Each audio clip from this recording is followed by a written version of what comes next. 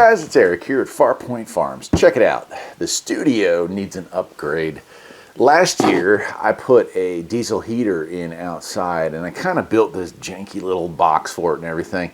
And it worked. It worked for most of the year. In fact, it finally died in late April, which was good timing because, you know, we're just about done needing heat at that point. Well, it got wet, and it's finally fried the little circuitry inside of it, and I'm going to fix that one. But the folks at Hcalory or House, whatever it's called here, sent me a diesel heater to check out. We're going to build a box with this thing and set it up in a little more permanent install, and hopefully this will keep it from ever having an issue like the other one had. I'm going to unbox this here, and then we'll pause the camera and I'll show you this thing set up and running here. But these are pretty cool, and they're actually pretty hot is what they are. All right, we got a really thick manual here. We have a nice fuel tank.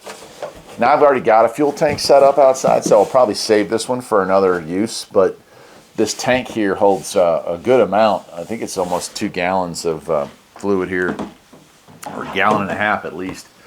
And the bottom plate here, this so when you build your box or wherever you set this thing up, you make a hole big enough that your inlet and your exhaust can come through there, and your fuel line also comes through there. So if you've never messed with diesel heaters before, these things are really nice, really nice. And so they take your diesel fuel, and you get fresh air that comes in through this side. This was another problem with my box. I'll show you the box here when we get going. You take fresh air, and it comes in through here, superheats in a chamber here, and there's a bunch of fins for the heating system. So you never actually have the heating chamber anywhere near this. The combustion chamber is never going to leak gas into the inside. So these are safe to use inside. And then extremely hot, like 160, 170 degree heat is going to come out of this. And you can pipe that then into an RV, a hunting cabin. I mean, like, the list is pretty much endless of the use for these things. But what you're finding, what is happening here with these things, is more and more people are heating their homes with these things.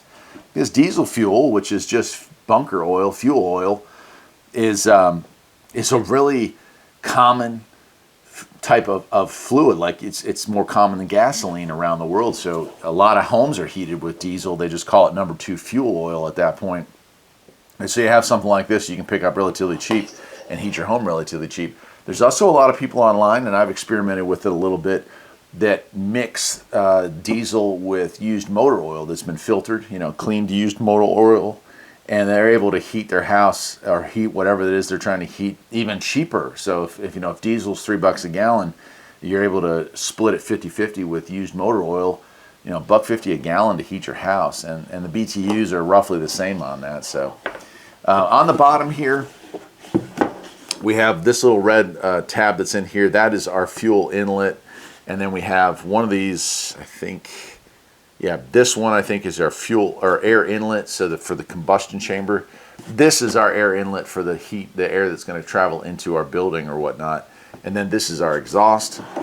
It does have this little electric plug on this side here, and that is going to give us the ability to hook to our control panel, which is here. These control panels are really cool and offer some, you know, differences. And then it does have a remote on, off, plus, minus. And this is the model F1-S, says it runs on 12 or 24 volts. And it doesn't say how many BTUs or kilowatt. I believe it's an 8 is what this one is, which is about as much as you can get out of these. I think they were originally designed to be 5, but they realized that with a little bit of overfueling, you can get 8 out of them. And not a very expensive piece, you know.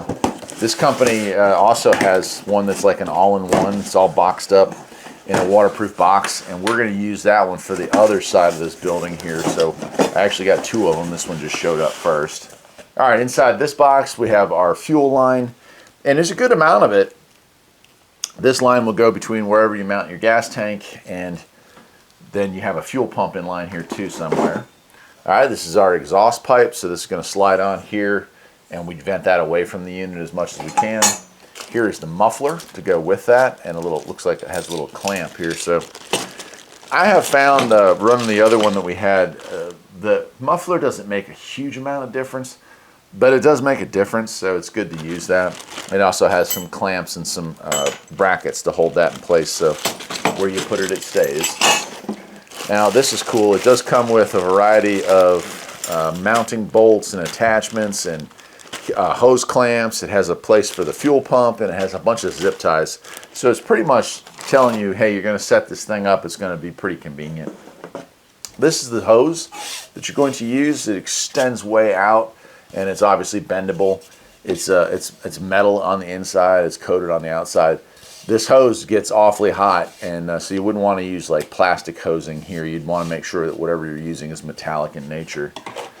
And then we do have a vent cover here, so wherever we're piping this into, we can put it. That also moves around, so we can screw this thing to the ground. In my case, we'll screw this thing to the ground where the heat's going to come up through. All right, here's our wiring. This is going to be a fused wiring. It's going to go between here, the fuel pump, and then the controls. And then we do need to add power on this one. So you'll need a 12-volt source or 24-volt. You can run these off of a solar box, like a power pack, like I've done reviews on, or you can run this off of a 12 to 120 inverter. So options are there for that. This is our intake hose and our intake filter. So that goes in there, and that's going to suck in the air, not for the air that we're going to breathe, but for the combustion chamber. That's what that is. It's not really a filter, I call it that. It's just like an air baffle. And then there is a T section here, which I'm actually going to use with another piece of hose to get that to where I want to. But you could put this with a short piece, and you could pipe this out to 2 different sections. So if you wanted to use one heater for 2 areas of a RV or something like that. And then lastly, we have our fuel pump here. These things are kind of noisy. They kind of make a click, click, click sound. But thankfully I'm deaf, so it has never bothered me with the old one. And they're very reliable. Like I said, that one ran all winter long, so we're going to do that. So what I'm going to do here is I'll pause the camera. I'm not going to show you putting it all together, but I'm going to build this box, and we're going to plumb it in here. And then with this box, we're going to have our little heat set up here, and hopefully that'll heat the studio, for the whole year. The only difference with this one being is hopefully it lasts more than a year because, well, first of all, this is more of a name brand. But secondly, by making it waterproof, which the other one wasn't, I hope that nothing gets in here and damages any of the internals on this like the other one got. So let's do it. Let's check it out. So some of y'all remember this. This is the original heater box, and it was, we'll call it a proof of concept, but the only proof that it really proved was that it's beat up badly. So that thing, it did perform well for a year, but it had major problems. It didn't get great airflow, so it would suck air from anywhere. The roof wasn't nailed on. This was just literally scrap wood all over the place.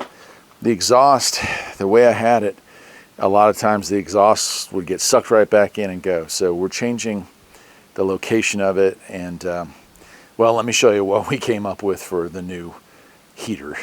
What we have here is our hole dug. You can see the metal pipe and our vent, and there's our controller. And then over here we have our power supply for it. And what we're going to do now is I'm going to turn that thing on. We'll walk outside, and I'll let you see the box that I created for this to keep it from the elements. And that'll wrap the video up. Let's do it. All right, well, here's our fuel tank. I've got a little cover over it to keep it from getting nasty, but I've got our fuel line running over, and here is the new box, the new setup. And it may be hard to hear, but it's going through its cycle. It's warming up right now. And you can see how I built this. On this side, we got the hole drilled out just right so our air intake can get on there. And it's not actually up against the wall. There's actually a gap there. And it's just sitting on 2 little brackets. I don't know if you can see them there, but like right there is a bracket, and on the other side as well. It's just scrap wood. Now, if you can hear it, maybe you can hear it. The little fuel pump. Hear it? Oh. That's the sound of the fuel pump starting. And then we have our heated air coming down and in. I just blocked it off with tape on this side, a plastic cap and some tape and a clamp. And I might stretch, I don't know, we'll see how that works. And then our pipe here, and you can already hear, hopefully you can hear that, the hot air starting to come out of that as the exhaust. So we have it set up, and this was another issue that I had. The other one was reversed, and the fresh air was, or the hot air was going in here, and the fresh air was being pulled in from here. Well, this pipe, I had it sticking straight out. Well, it seems like it was picking up a ton of diesel, and it turns out that almost always the wind is going this way on our property. So on this one, I decided to pipe it out that way so it would travel out, and our fresh air being over here is pulling it in. We're not getting any of that exhaust recirculated into the building. But you can hear it coming up. It's going to be on high speed.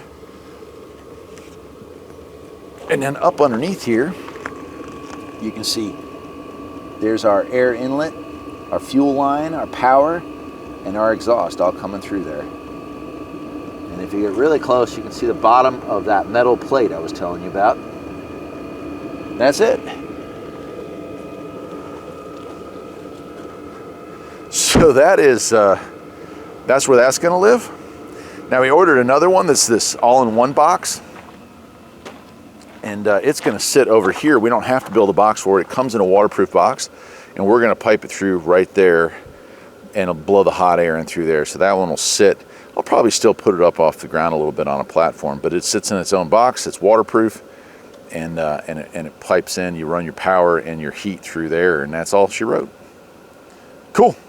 Well, I'll leave a link to where you can get one of these things, and I can't recommend them enough. I've got a little matching paint that I'm going to paint this box up so it matches, but I mean, these things are just awesome. They heat. They're very inexpensive, very efficient too.